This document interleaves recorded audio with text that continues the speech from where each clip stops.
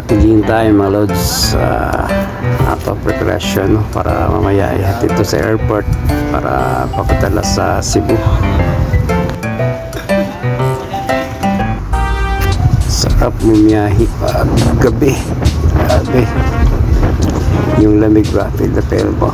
Kaya enjoy guys sa manonood. Papunta kaming going to airport.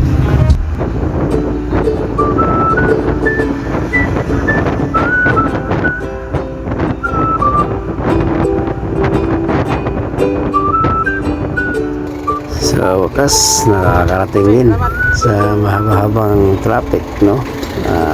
Thanks.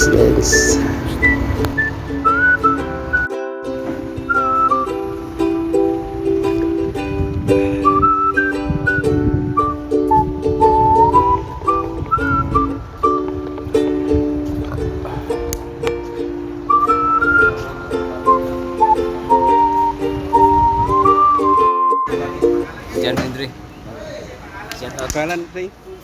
Carl. Shout out Carl. Oh, na diri sa cargo, pinakagwapo diri sa cargo. Yes, dito ako ngayon. Oh, yes.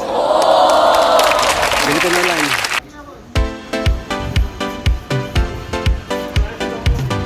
Now mga ragid loads ang among transaction for today. Padala kami ng bulaklak para sa Cebu. So thank you sa lahat ng mga tumulong, no? Yung mga ano natin dito, mga magigiting. Thank you so much sa kanya, the flower shop, no? Patuloy na sumusuporta ng bulaklak sa iba't ibang lugar.